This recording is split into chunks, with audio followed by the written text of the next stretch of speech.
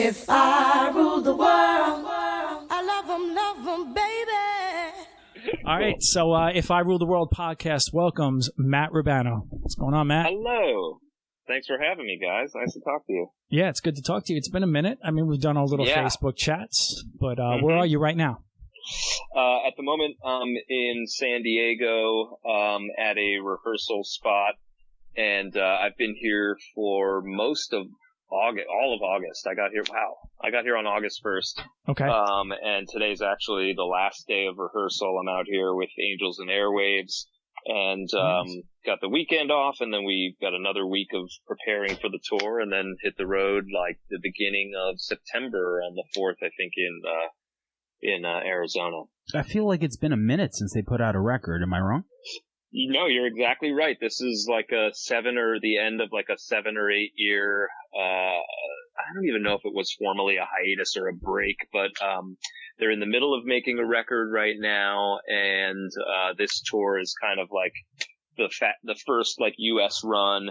And then, we're going to do some stuff at the end of the year. And then next year it's supposed to be, another sort of like big schedule and get some other countries outside the U.S. and, doing the thing. So does this type of stuff, it has to still excite you, right? Playing in bands? I mean, just like like such a huge... Talking to us. Yeah, talking to George. Like when you see the schedule and like you said, basically you seem to have a bunch of tours on deck. Yeah, no, you're totally exactly right, man. Especially like when I'm fortunate enough to have somebody like reach out and ask me to go on tour. The things, that really get me excited are like, I always say like, I want to go out with people I love to play music that's great. And obviously like, I gotta live, I can't, go out for free.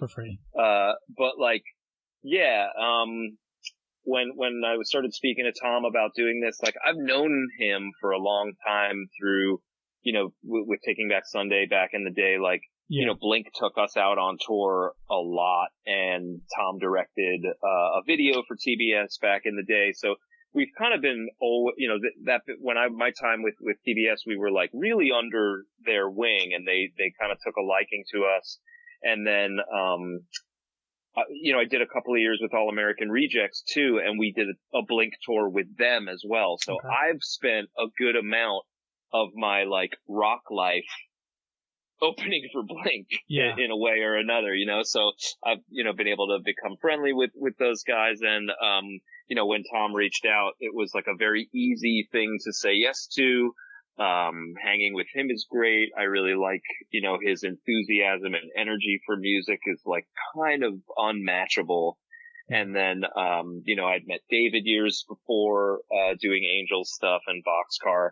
And, playing with Ilan Rubin, the drummer, is fucking great. He's like one of the most heavy hitting rock drummers in the world.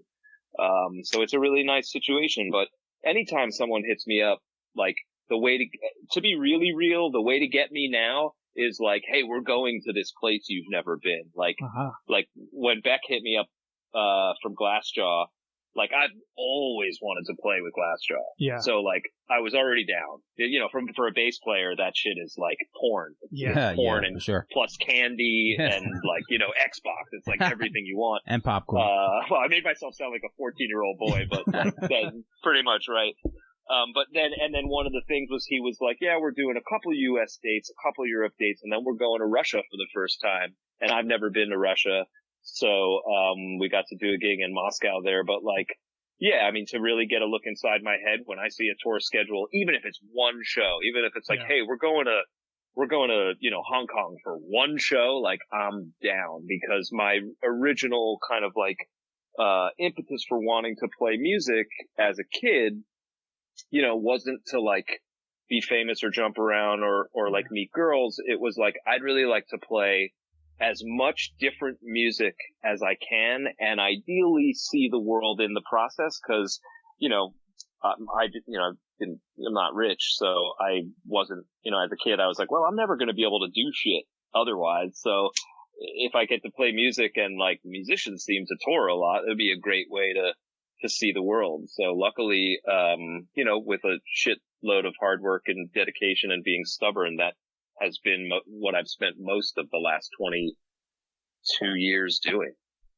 Yeah, I mean, it seems like, you sort of mentioned there that to do different music, and it just looking at the list of everything you played on, from records you played on to bands you've toured with, like Lauryn Hill, to Taking Back Sunday, everything seems really different. I mean, even just putting Glassjaw anywhere in the middle of all of that, it's all just so different. And I wonder though, like when you started out, and I had met you, just for the record, you and I met at work. It had nothing to do with music. We were debt collectors in 1994. Yeah, it was a while. I was going to say it was 93? That. It was. Yeah, no, no. It would have to be. I think like 96 or 97 because I wasn't in high school. Right. Was you I? know what? Damn, George, you're off. Doing the math all wrong. Because I know. I remember when I quit. That was because of Day in the Life, and that would have had to be 96. But you were a musician back then. Like the way I thought of you was like you were like really. Everyone I knew got into music differently than you. Right. And then just years later that you worlds collide again when you got into Taking Back Sunday, being like, I know Matt. But is that the way you started? Just like, okay, I'm going to be like a professional bass player. No, I mean, well, yes and no. In the very beginning, I mean, I almost have a similar story to like a lot of bass players have this story, which is like, there's a couple of ways to become a bass player. Everyone wants to guitarist. You'd rather talk to the singer, but yeah, exactly. All the seats in the band are already taken. Yeah, the guitarist is already spoken for. Yeah, I mean, honestly though, like, so I grew up with Dave and Mark O'Connell, Mark O'Connell's the drummer in Taking Back Sunday, and his older brother Dave was my best friend when we were really baby boys, like children. And as we grew up together, Dave was a guitarist and really interested in music young, both, playing music and listening to music. He was like encyclopedic with what he knew about rock music at a really young age. And Mark got playing drums even younger because Dave was playing guitar. Mark was like the only 9-year-old Metallica fan I had ever met. He's still the biggest Metallica fan, by the way. Totally. And so being friends with them when we were young, we would jam in their basement and stuff. And I would I think the first thing I tried to do was probably sing, and that turned my stomach and maybe everyone else's at the time.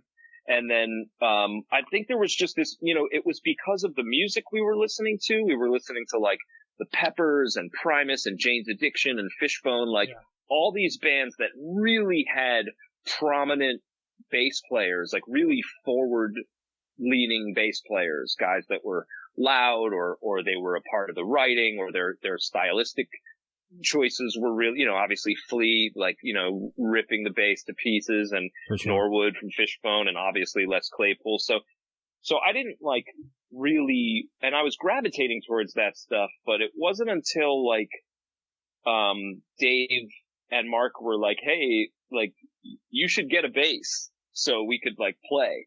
And I went to, what was it called out in Carl Place back in the day? Sam Ash. I went to Sam Ash. Yep. And, bought my first bass, like, with Dave. And then we went back to their house, and, like, I think I stumbled through, like, Waiting Room and Mountain Song and any bass line that seemed like there were 4 notes in it. I think I learned Anthrax's Got the Time first. Oh, that had 4 notes, for sure.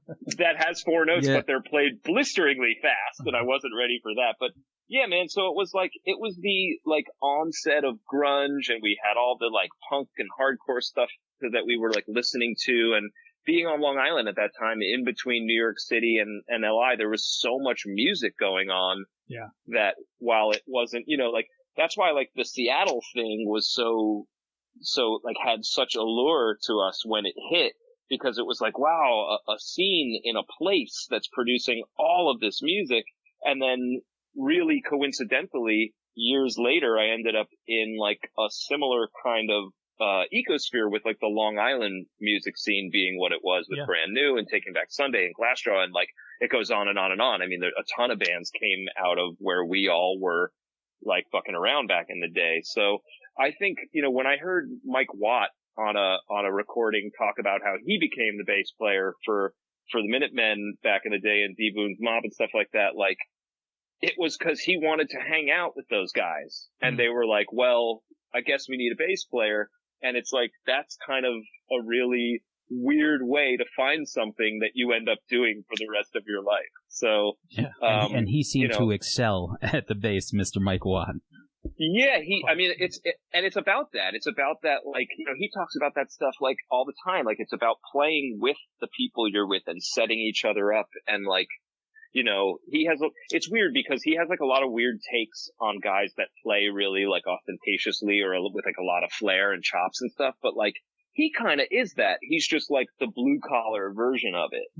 And he thinks he's unschooled, but the dude is playing jazz and always has been. He just doesn't think of it that way.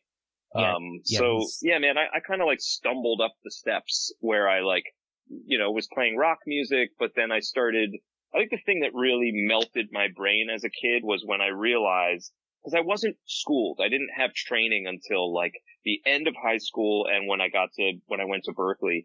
But like, the thing that melted my brain was that all, at least Western music, were the same notes.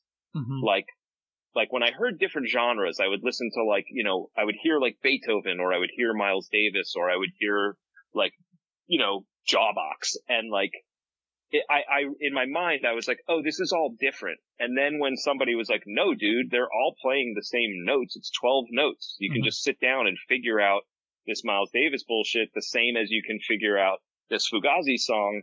And that was like, this sounds so elementary and stupid. It's like learning that the colors of the world are actually like, there are primary colors, but like, that's what it was to my mind. And then that gave me the tools to like analyze and learn to play different music. So when I heard like Afro-Cuban music or like, like salsa or some like super prog music, like as soon as I realized like, oh, I can access this, I can learn this, then I started getting into all that stuff. When I was younger, I listened to, I was playing guitar and I was listening to Pisces Iscariot by Smashing Pumpkins, and there was a song called Hello Kitty Cat on there.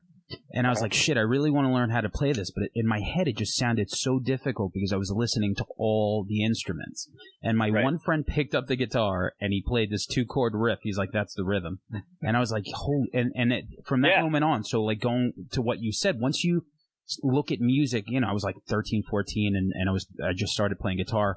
But once he taught me that, it was almost like I automatically separated all the instruments in my head from that moment on and all the notes. Yeah, and without getting too, like, esoteric and weird, like, I feel like learning all things is probably like that. Yeah, you know what I mean? Like, deconstruction. And learning from this, like, bit by bit cumulative way, because everything you want to sit down to learn how to work on, like, cars or become an automotive engineer or learn how to, like, weave a basket. I don't know, like, at first, everything looks like, well, how do you do that? And then, like, you learn step 1 and step 2, and everything has this, like, it's not even like, it's like things become less complicated as you learn them. Yeah, for sure. As opposed to you're learning more about it. It's just like the complexity fades away. And, like, yeah, I'm sure the first time you look under a hood, it's like, I mean, I still look under the hood of a car, and I'm freaking useless, dude. I don't know what any of that shit is. And then, I'm sure if I focused on it by the end of a couple of months, I would know how to change my oil at the very least. I mean, does this translate to you? Because we'll jump around a little bit, but the way that you deconstruct music, and you have to probably do it more than most because of all the different things that you've done and all the different people you played with and the records you played on. Do you do that with comedy? Is that like or did you just walk in like, hey, I think I'm funny, or I'd like to learn this, or how did it go? It's interesting because I feel like those are at least my experiences.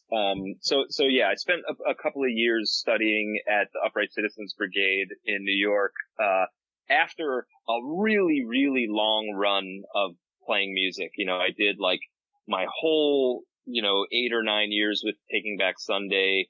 into like a year of freelancing in New York. Then I went out with Patrick Stump for a year and the Rejects for a couple of years. And like, it all had strung together in a really beautiful way, but I had hit this point, and this is not like a reflection on any of those cats, because I was like, really had the pie and had the dream, you know. I was like playing this weird like R&B record that Patrick had made with him and his band, and that band was all I put that band together. I was able to like handpick the musicians for Patrick's band, and then when I got up with the Rejects, I had like befriended them on tour, and Tyson is a good friend of mine.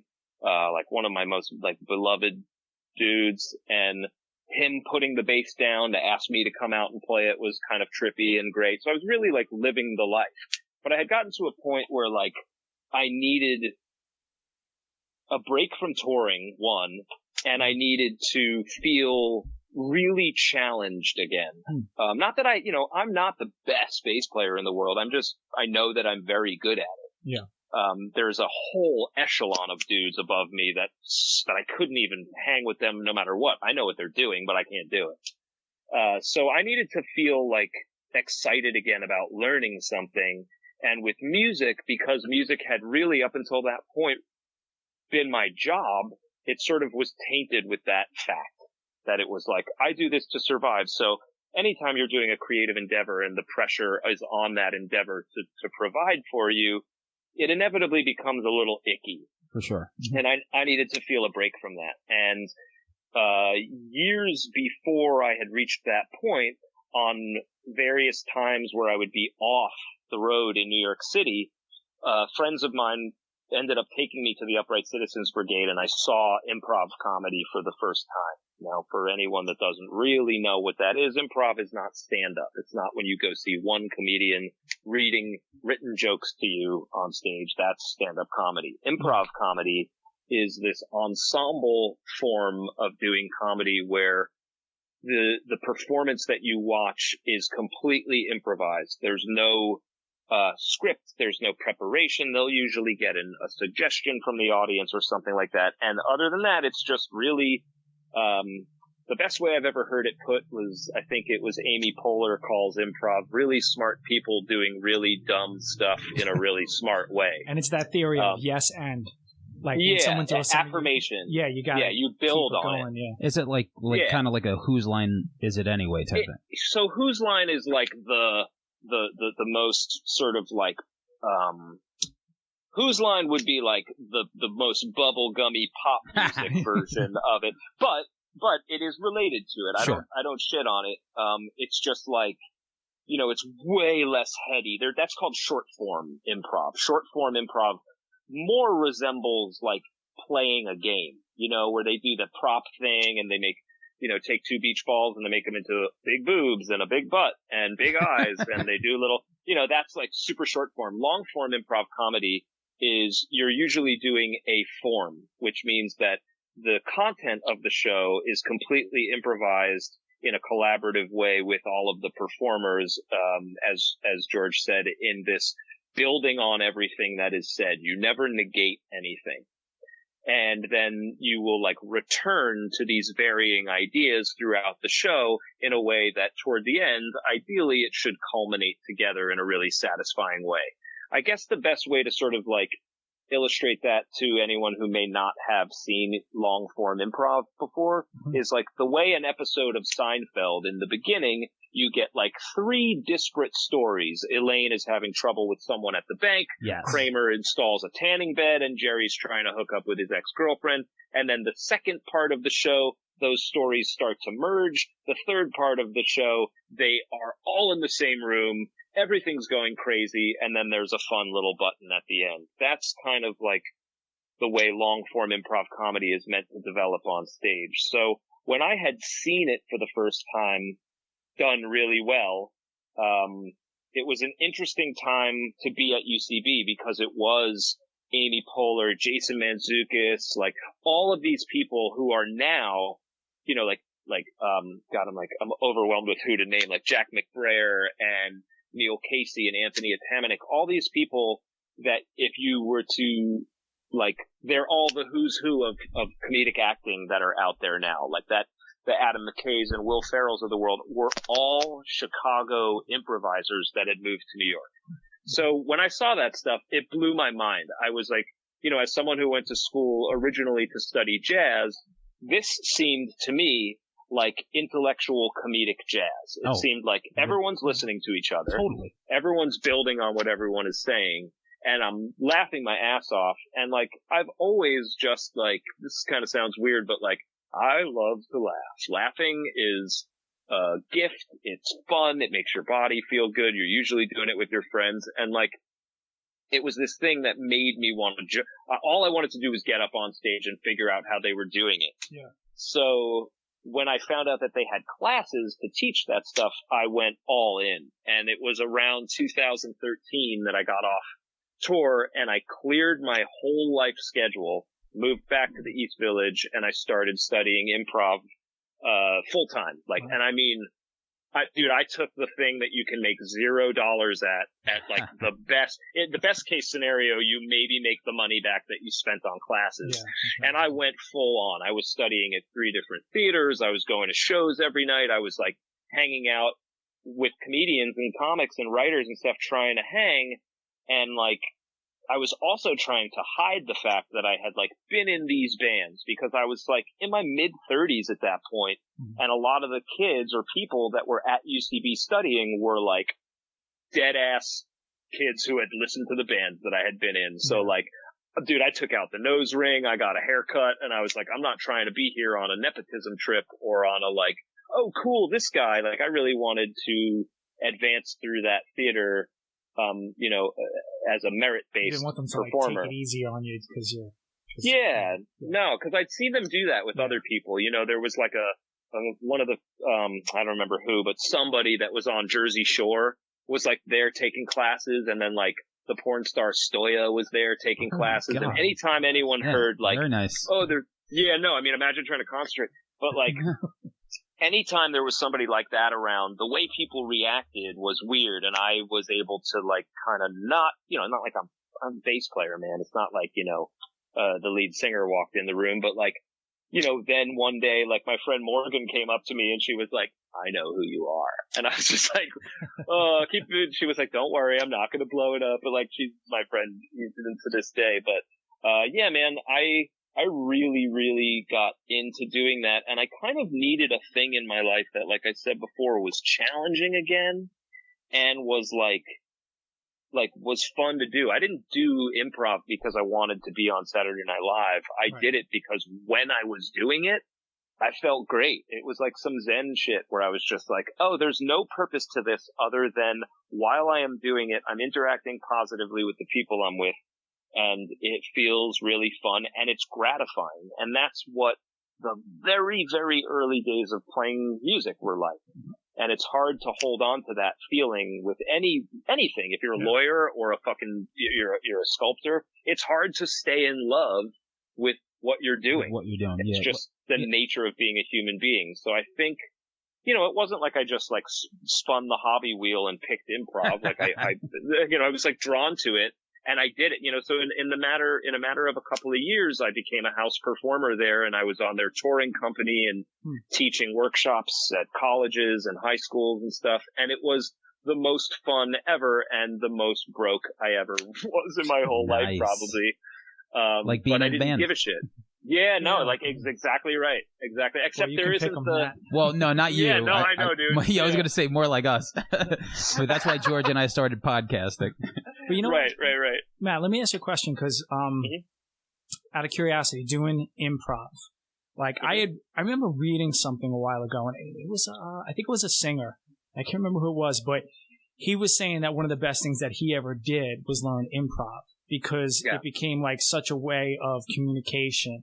I remember even reading other people who were like CEOs of big companies learning improv just because it made their everyday interactions. They were just, like you said, Zen. It was just like in the moment, always on. I wonder how that affected you. Obviously, you became better at doing improv, but how did it affect your everyday? And even, I know you did a Sirius show. Yeah, I was listening to you on Sirius. Thanks, man. Yeah. So that's really, I'm glad you asked that, George, because, improv in and of itself seems like it's so silly and whatever. It's like, it's a comedy endeavor, but, the tenets of learning improv well are oddly counterintuitive to what you're meant to do out in the world. And that doesn't mean you're supposed to cut people off and not listen to them, but like in the world, most people are trying to do something where you're trying to like push your own idea and excel. Like collaborating is like an undervalued skill because it's focusing on the group of the whole instead of the individual. And I learned a lot about myself as a man and as a person, doing improv for a couple of reasons. One, and this is like something that I don't want to go too far into because it's like a big issue, but like the comedy community in New York really, is very, very, I don't know what do we say these days? Are we saying woke or politically correct or healthy or positive or whatever? Conglomerate of those words. But that community over the time I was in it, because I had been a straight white dude in a rock band my whole life, which doesn't mean I'm a piece of shit. It just means like I've been around band boys my whole life, and I've been lucky to mostly be around pretty good dudes. And when I started doing comedy in New York City with with what became an incredibly diverse community, it was really good at policing itself with regards to like unhealthy shit. If your groups weren't diverse, ethnically, or the people you were performing with, if the men were dominating the room and not listening to women, it was like a thing where like the whole community or I shouldn't say the whole community because they're, reeling against themselves a lot of the time, but like comedy in New York seems to be a lot of straight white dudes doing it and then everyone else. And everyone else, like those two like forces kind of like needed to reconcile with each other. And it's still obviously like anything in the world, a work in progress. Yeah. But during that time, I found myself, like, the things I was practicing and learning that make for good improv make you a better human being. Mm-hmm. Sounds like I'm about to, like, sell a course to you right now. I'm not, but... I'll get my debit card. But, like, listening to the person you're talking to with, not just, like, hearing them, but, like, focusing on what they're saying instead of preparing your retort midway through was, like, a thing that I had done my whole life. Mm-hmm. And I had definitely spoken over women. And definitely, like, if I didn't think someone was smart or cool or whatever, I would be quick to cut them off. And I'm not saying it because I was a prick. I'm saying it because, like, human beings get sloppy with how they act with each other the older you get. I'm sure each of us, if we were to talk about what the personality traits of our parents are, at this point, I'm assuming all our parents are maybe in the same age range ballpark, like, they're pretty much who they are. Right. And... Totally. You have to be really diligent to continue to grow as a person. And the time that I spent at UCB, for me personally, helped me, like, and again, I don't really think objectively that I'm a bad dude, or was a bad dude, but it helped me be a lot more present and a lot more, like, I guess, like, like, a lot more fair of a person. Like, when someone is expressing an idea to me now, or anything, like, there's something really satisfying about turning off the urge to talk and listening. And with comedy, the slickest thing you can do, specifically improv, the greatest thing you can do is show that you are listening with, like, great intent and great detail. Because a lot of times in scene work, the thing that's going to be so funny is the fact that someone said something in a very unique and specific way. And if you miss that, or if you discount that, you've essentially missed what the audience all heard. Like, let's say I'm trying to say something simple and I biff my words, but it's funny and it changes the meaning. The whole room is going, hey, that's not how you say that. And if you didn't catch it, the one on stage, you're like robbing the audience of a thing that they know happened. So, like, listening you should be twice the listener than you are a speaker, which seems like if you look at improv from the outside, it's like, no, everyone's all over the place. But like, it really taught me the value of listening to someone else's ideas and building on it. And that works. That's worked with like relationships with women, like listening to people and like being positive about an idea, even if it's maybe not the greatest idea. And you will shock the shit out of yourself the number of times that your support of an idea inside or outside of improv carries the idea over the line. Or how would you feel when you're pitching an idea and your partners or your collaborators are shitting on it, altering it, changing it, or trying to shut it down? It's incredibly frustrating. You don't feel understood or listened to. Right. So like having years and years of practicing, it almost was like in a, for lack of a better, an analogy, like the training sequence of the Karate Kid, like he's doing these things that he doesn't realize translate elsewhere, right? He's painting the fence and he's waxing on and off and all that stuff. Like practicing these things in improv make for good improv. But when I would be out in my daily life, I all of a sudden was realizing these things that like, oh, these tenets that are making for this art form, making this art form better, are also a pretty damn good way to be a human being as well. So, I really, really dug that idea. And, the last year or so I've been on tour since September, with 3 different, musical entities. So I haven't done a shred of comedy since then. And at that point, before I left New York last summer, I was performing, 4 or 5 nights a week and going on tour with UCB and doing all kinds of stuff. And, I really miss it, but I definitely still feel all of the like benefits or things that I learned in that time in me as a person still.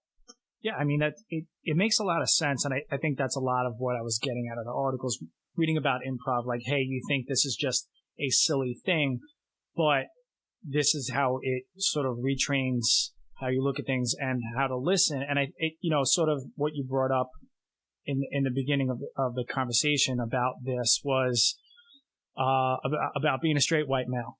And like I've thought about it too, because if people look at us and they think, oh, he's mansplaining or dominance and all of these things that we hear all the time, what happens is you're just a young, insecure straight white man. And then one day you either emulate someone who's dominant, or you stumble across being dominant and it works. And then you think that is the way that it works. Or if you're a stand-up comedian and you got to stand up there and be confident, or you got to be the singer of a band and stand up there and be confident, and you don't realize that you are being maybe, too much or not listening. You figure everything that you have ever gotten is because you know better. You've been through this, or you sort of, I didn't know what I was doing. I just plowed through it. So to sort of have that flipped on its head and then have better results it's an incredible skill. Yeah, it's really something that's missing from at least like the Western male experience, because masculinity is something that is so in need of like re-engineering and reevaluating what it is even for.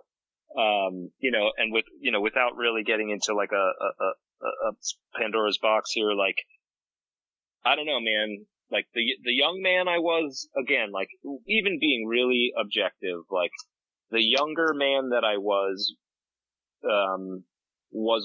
a worse person than I am now. And I like that feeling, because it means there's hope of continuing to grow. Like I plan to go into the next 20 years of my life not, holding on to my opinions and points of view about things so staunchly that I can't be changed. It's like one of the hardest things to do as you age, because time and your experience evidences to you these habits and forming of patterns. But like, the world changes super, super fast these days. And, especially for people that grew up in the era that we did, which is like, we had our adolescence before the web in Yeah. its entirety. And even our young adult years were still like in the certainly social media, we mostly made it through those years without any of that stuff. Right. And it's really weird, man. Like I've encountered so many like young men or men that are just like, I don't know, they're all like twisted up about something or angry about something or they act, their actions are dictated by these like ethos and like ideas that they don't even really understand. Mm-hmm. And it's, it's like people have changed throughout the years, like a great deal. And I think with, even some of the stuff that's been happening in the news in the last couple of years with like, Weinstein and Me Too and all of this, like, this is a reckoning, man. This is time. Treating women the way women have been treated in the workplace and with objectification and assault and sexual assault is fucking gross. And its time has come for it to be blasted out of existence. Sometimes I'm like, throughout the history of mankind, man has been absolutely terrible to women. The worst thing, I don't know if there's some stand up, but like the worst thing that can happen to a woman sometimes is a man. A woman leaves her house. Dude, talk to any of your female friends. I think that was Neil Brennan. But yeah, right. Yeah. He's like, but there's like a thing of like, you talk to any female friend and she's been harassed 2 times before she gets to work and then all day at work by some prick who just won't take no for an answer.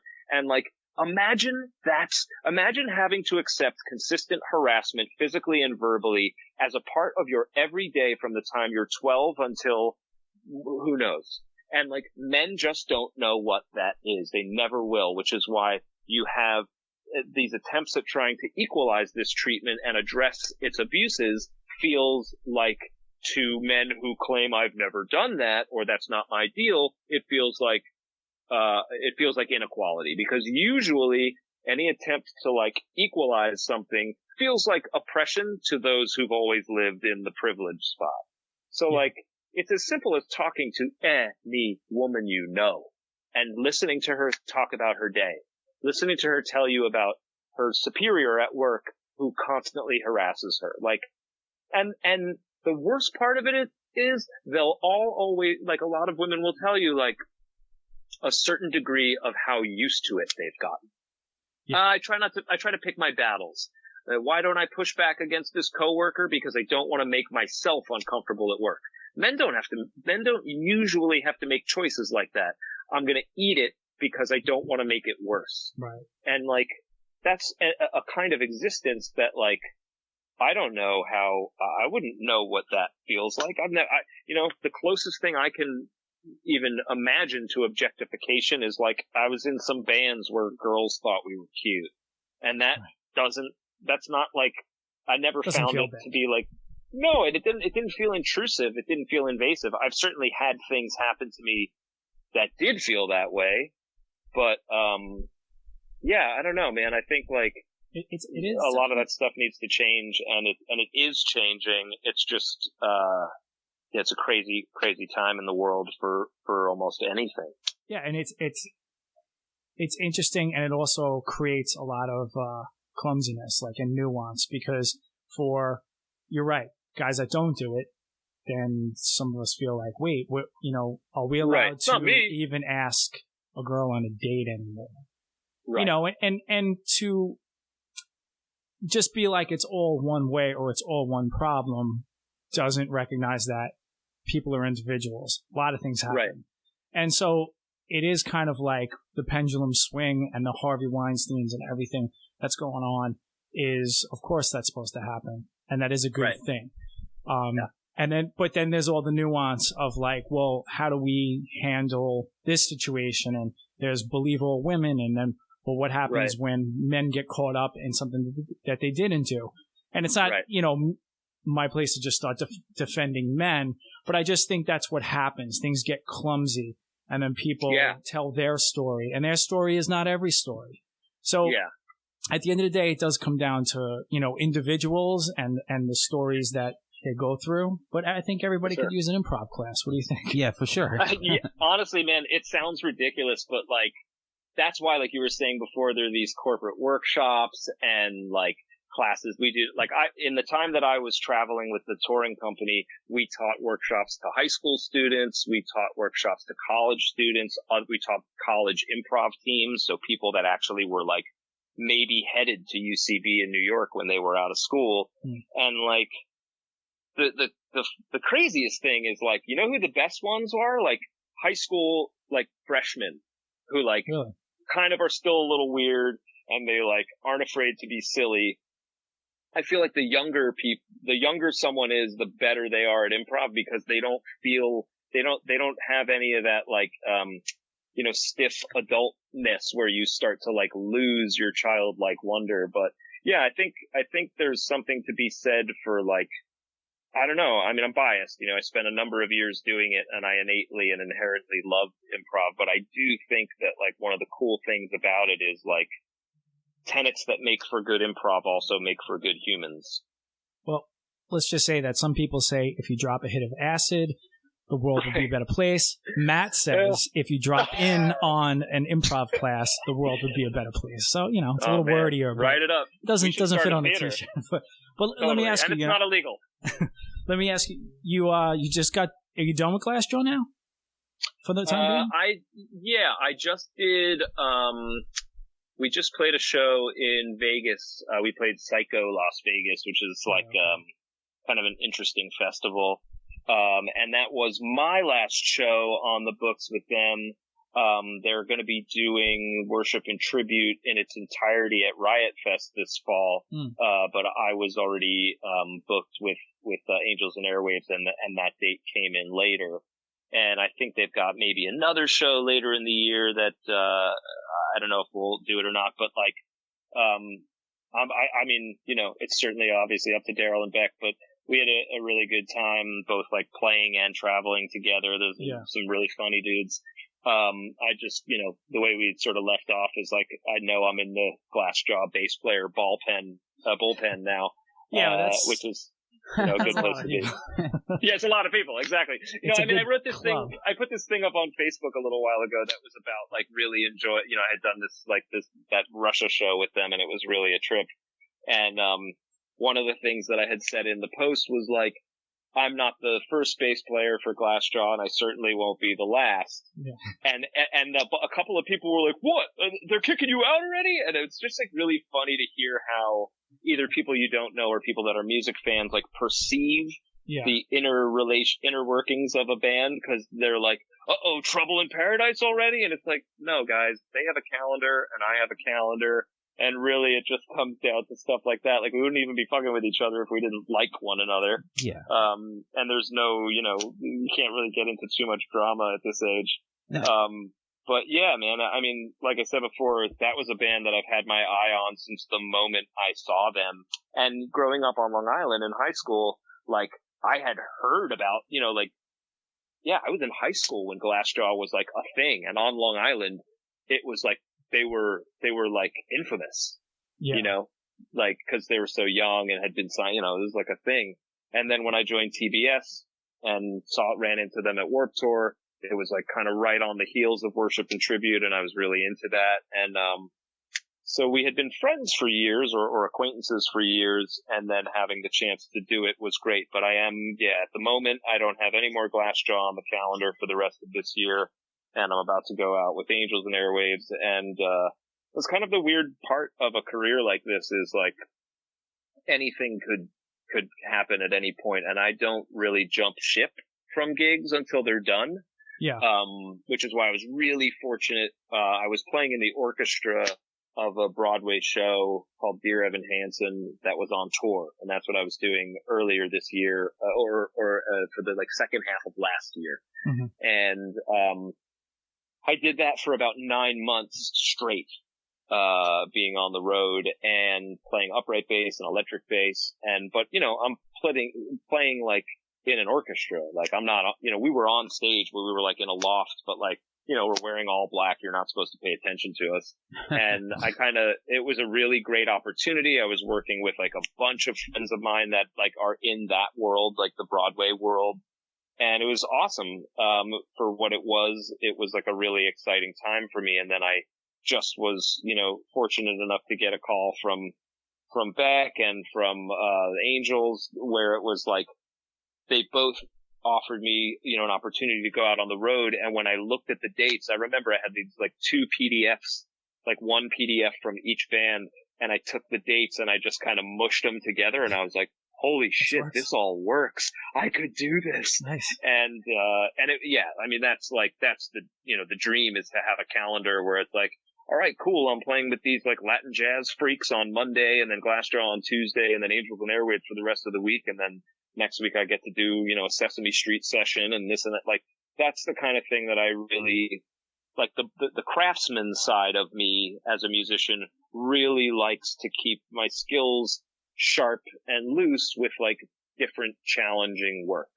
That's what really excites me, even, just as much, if not more than like, if I could somehow be in a band with my best friend, my soulmate, and my mom.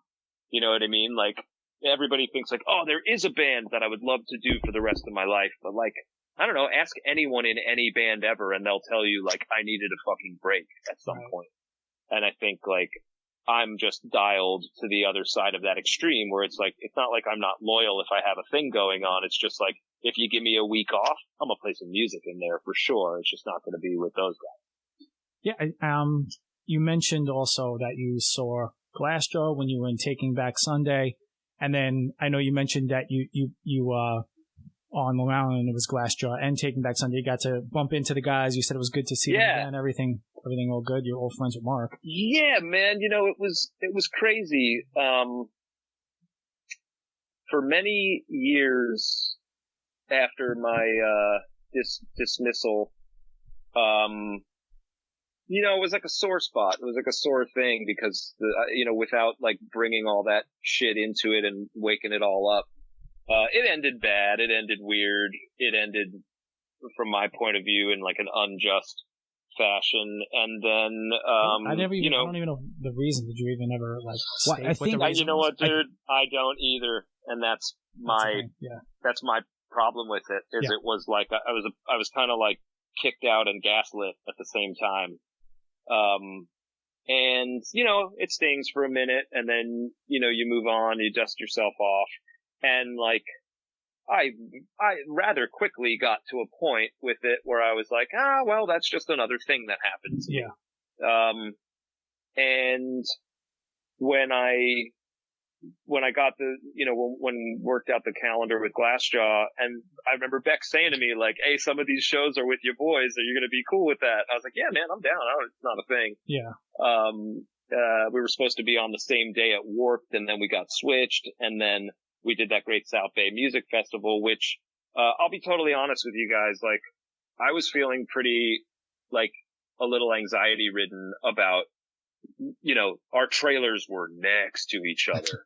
And I haven't spoken to, not even out of protest, just like, I haven't heard from Adam or Mark. Yeah. Or Eddie, since then, dude, since 2010. Right. Or 9 or 10, whatever it was. And, I still talk to Fred, and I still talk to Matt Fozzie, who was the guitarist who played on our fourth record, New Again, after Fred had left. Because we were on like, those guys are on that side of the line, and then the original guys are on that side of the line, and I obviously never really knew John and Sean because we worked different shifts, as it were. But I was really nervous, and not nervous because like, oh, we're going to scream and yell and fight, but just like, it was a long ass time and there's so much history. And I was like, oh man, I sure hope this is cool. Just awkward. I sure don't want to, I sure don't want to have an awkward evening with like my friends and family and every, it's hometown show for both bands and all that. So, and I honestly, man, it couldn't have been a nicer night for me, at least.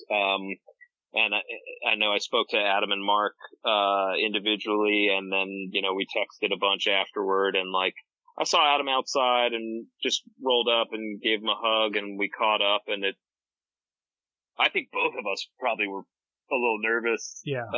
And same when Mark had arrived. Mark had just, he had just had another child, and, like very recently, a couple days beforehand. So being family friends and our moms were both at that show, and our moms were hanging out chill as hell.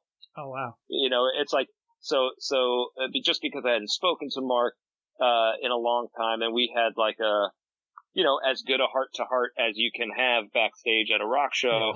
And, we didn't even really talk about anything particular or specific relative to the band or my time in it. It was just like, dude, it's good to see you.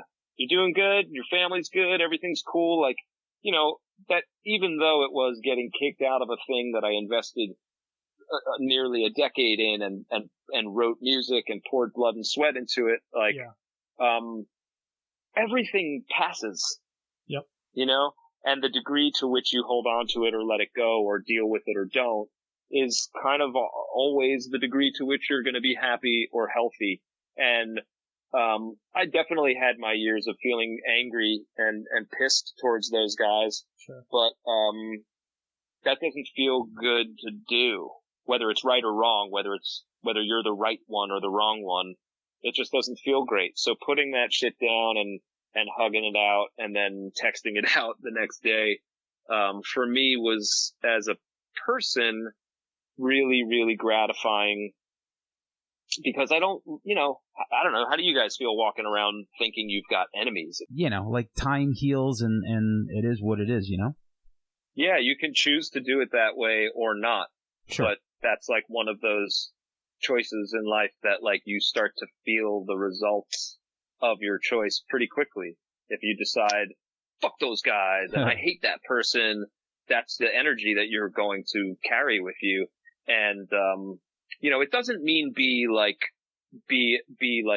a pushover or be like a robot. It just means like pick your battles and choose when to like open and or close your heart. There's a lot that can be gained from like two people meeting in the middle. It's how you solve every single argument or disagreement. And the way the world is today, there's a lot less of that going on. There's a lot more like drawing party lines and pointing to the other and saying, this and that. And, it was a really, the show was great. I mean, that show with TBS and Glassjaw was really, really fun. Frankie Iero's band was there too. So I got to see Tucker and meet all of Frank's band and I hadn't seen Frank in probably 10 years either. And, it was a trip, it was really nice being in that environment again, because I had, not really played with bands in that scene after my time with the Rejects. So even when I got up with Glassjaw and we went to our first show in the UK together, I was running into all these cats that I knew from years ago, and my hair's all short now and I had beard and just don't look like I used to look. And I would see I saw the guys in Story of the Year, and because I recognized their faces, and I was like, oh, I know those dudes. And they just cruised right past me. And then they were like, wait, is that? And that happened 10 or 15 times that day, where I'd run into some dude from an American band that I knew, and they kind of wouldn't recognize me. And then I was like, oh, everyone's shunning me. And I was like, no, dude, it's not that. It's 10 years later, you freak. You gotta go say hi to people. Yeah. And then it became really beautiful and fun. And then I felt like a part of that community again, because I wasn't a part of that community when I joined it. I was I was the jazzy music school Lauryn Hill outsider in the emo and hardcore and punk world. And a lot of those dudes, even our own road crew in the beginning, shunned me. And I got it. It was cool. It was fine. They just needed to warm up and all that. Mm-hmm. But it was weird to spend all that time in that community and then have a decided, point where I was not doing it. Right. And then to re-enter it, years and years later was just bonkers, to see how it's changed, to see that it's still there. You know, the first date I did with Glassjaw, I think, was in front of like, I don't know if that was, yeah, I think that was the first show, was like, you know, we were in a tent in front of like 7,000 kids. Yeah. And I was like, it had been a minute since I had done that, you know, and, it's a trippy thing. Just like for me, I'm always filled with this like kind of overwhelming, buzzing gratitude. Even my comedy friends are like, damn, dude, you just decided to like be a fucking rock star again, and it was there for you. and I'm like, yeah, but by no way, you know, it's not like I had like been turning down the calls and then all of a sudden they just started coming in. It was just like I steered the ship back towards music, and things happen. Right. And that may be because I've put in the time, or I have a good reputation or whatever, but reputation, I don't even care, sure. man. I think reputation is everything. I think if all these people are seeking you, it's because you have ability and people like you. That's basically it. And I'm just grateful no matter what, because one of the things that I've said this before, but one of the things that occurred to me during my time in Taking Back Sunday, which obviously has and has always had like a ravenous fan base, like Taking Back Sunday fans are lifers. Yeah. You know, especially if you were in at the record at Tell All Your Friends, which I wasn't. Right. Like people are down. Yep. And so, because that was like the first time I joined a band that really had like a massive fan base and a culture around it, I felt a pretty intense responsibility in the beginning to make it good. To not ruin this thing that, you know, and honestly, dude, it didn't hit me until seconds before we were walking out on stage at like the Birch Hill in Jersey, or the first day of Warped Tour that I did with them, where like 10,000 kids are out there singing the words before we go on stage. And I was terrified. I was like, oh my God. And I'd already been on stage in front of big crowds and stuff, but I was like, this is special. Yeah. This is important to people, and I better not fuck this up. And so then we wrote, you know, then I did my time in the band and I helped write the music, and like having that connection to it was really special, that the fans, you know, of course we did the second record and fans were, you know, divided, but the band grew and people loved it eventually, and it was cool. And then like, I realized this thing, that the best part, what the best part of getting to do what I get to do is. And it's not suiting your ego or an easy way to meet women or money or anything. It's about being the purveyor of joy in like a really simple way. Even if you're in Slayer, or if you're in, you know, if you're a backing musician for like the Spice Girls, what you get to do when you go out on stage every night is be a part of a thing that makes so many people happy, that like, how cool is that your thing is like, if you love playing your instrument or singing your words or painting your paintings or whatever the hell you do, and the people that take it in love it to death, like that's like a closed circuit of like energy exchange. Yeah. I get to do this thing, you love it, I get to do it more, you love it more. Like, that's a really powerful thing. And all of us went to shows as kids. Yeah. And maybe we were just going because it was fun. Maybe we wanted to be those people on stage, whatever it was. I know every single dollar that I spent on a concert ticket from the time I was 12 until now. And that like, it never occurred to me in the beginning that I could be that person up on stage. So when I am on stage, I think of the people that motivated me to be there, and I feel an intense responsibility to the people standing in front of me to give them one of the coolest nights of their lives, if it's at all possible. Now, when I get on stage, I can't help but think, all these motherfuckers took off from work. They saved their money. In a lot of cases, they got their friends together, they pre-gamed, they rode over here, they listened to the shit in the car. I mean, that's what I used to do. Maybe it's changed. Maybe everybody's just vaping and like waiting for us to start. But like, you know, that being a link in that chain I remember piling into a car and going to see Jane's Addiction in 1991 with like a bunch of 14 and 15-year-old kids. Yeah. And we went to Roseland, or we went wherever we went, and you get out and you're amped and your ticket is crumpled and sweaty because you've been holding on to it the whole time. And then the lights go down. I mean, you know that feeling every time you're at a show and the lights go down or the band comes out or the feedback starts. There's no feeling like that for both parties, for the audience and for the artist. So like being in that thing for me, whether it's a small jazz club or Sesame Street or Glassjaw or whatever, is special and is important.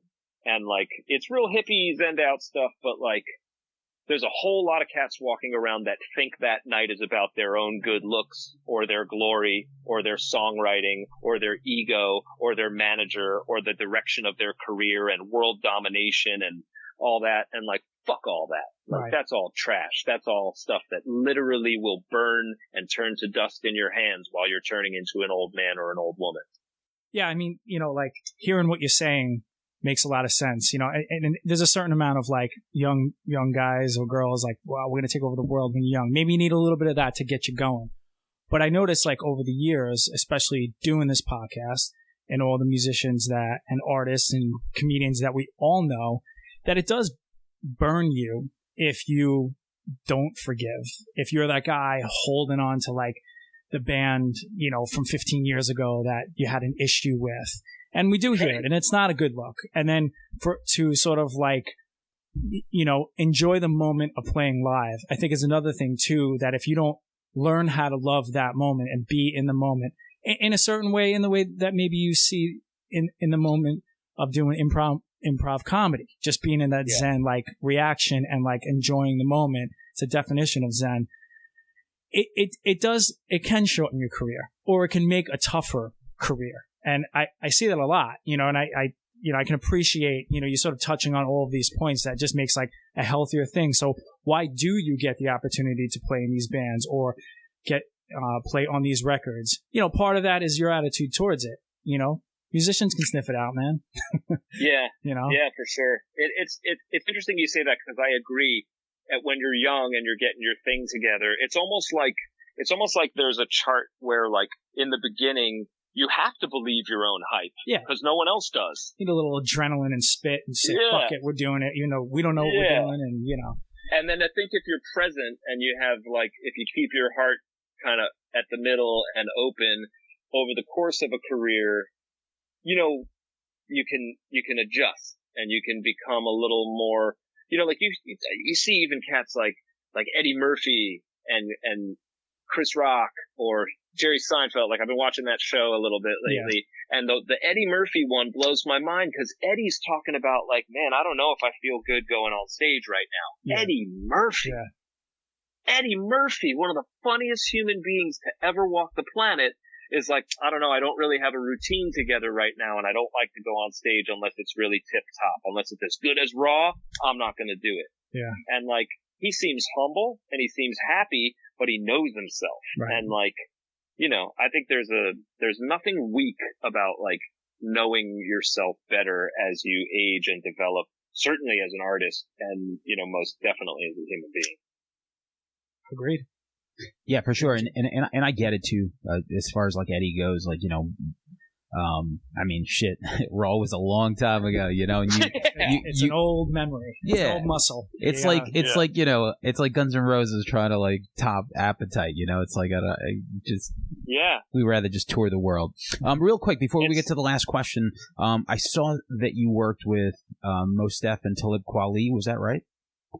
Yeah, years. I had basically like played on some tracks around, like after the Lauryn Hill record hit, there were all of these like like writing sessions that you could get involved in the hip hop and R&B communities, and I had a bunch of friends that were musicians living in New York, and then like people that were working at recording studios and had ins to like get tracks to producers and stuff like that. Okay. So I had played on like some tracks that made their way to like Black Star. Yeah, no, I wish, man. Like tracks that I had heard those dudes cut on, and yeah, so the hip hop thing started, like my phone started ringing with like hip hop people calling me back in the day just because they saw my name in the Miseducation line. Oh, for sure. Yeah. Yeah. So it wasn't anything that like came out. It was just like stuff where it was like I got to be in the studio with those dudes. One of the things that we worked on, and we may actually have to pull this, but like was playing bass on a Shaquille O'Neal record that Common had like ghost written all the Shaq raps. Well, I think that's common knowledge because I know he definitely he wasn't writing that. Yeah, no, it was just really funny to be. It was like one of those like look behind the curtain things where I was like, oh, this is whack. Yeah. But it was also really fun because I was like, of course Shaquille O'Neal is not like spitting fire in the studio because it's because it wouldn't be fair for someone to be that talented. Yeah. To like be that great at basketball and something else. Thing. Yeah. Just be good at one thing. They're out thing. there though. You meet them all the time these days because it seems like people have to be good at like 4 or 5 different things to do anything these days. Well, I mean, that's just because like the records don't sell, so I think everyone's kind of like diversifying their bonds, as Jizza says. Mm-hmm. Wu-Tang Financial stuff. All right, cool. So we'll do the last question. Cool. The name of the podcast is If I Ruled the World. So today we ask you, Matt, if you ruled the world, what would that look like? If I ruled the world, man, do a lot of people just go, oh, the pressure? Yes. Pretty much. Yeah. All right. I'm going to be silent for a minute, but it's because I'm going to compose it carefully. I think if I ruled the world, I would create a way, and this is so idealist, but it is the first thing I would do. Create a way for people, all people, to understand each other and unite in a way that transcends religion, nationality, race, and gender, because I really believe that many of the, like, overwhelmingly, like, steadfast problems in the world are not because people don't inherently get along, but because of the sort of lines that divide us. And I, almost for my own curiosity, would just love to see what that world would look like if, like, we didn't have 5 main religions and countries and leaders and economics to worry about. I would love to see, like, maybe wheel it back to the before industrialization and just have, like,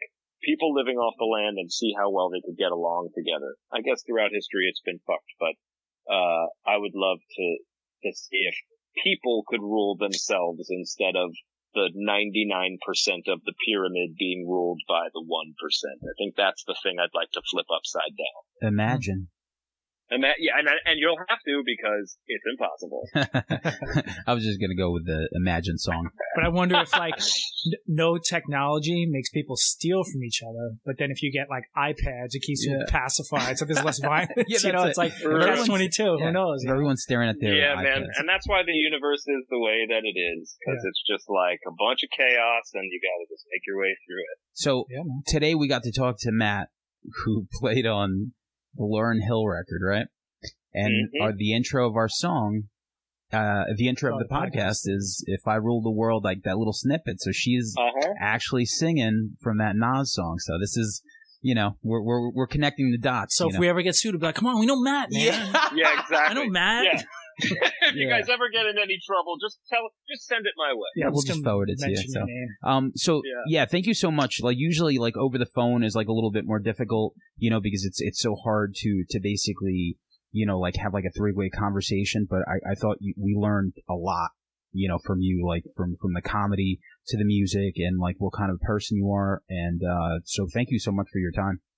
Yeah, man, thanks for having me. I know we took a minute scheduling it and I dropped the ball a couple of times, but such is living in a suitcase and bouncing around the country all the day. You're way busier than us, so it's all right. And we just, all we do is deal with musicians and artists, so it's not uncommon. But All right, so we're going to say jealous goodbye. of you guys. What's that? You get to sleep in the same place tonight. I said I'm jealous that you get chill and you're going to go to your home tonight. I'm going to an Airbnb.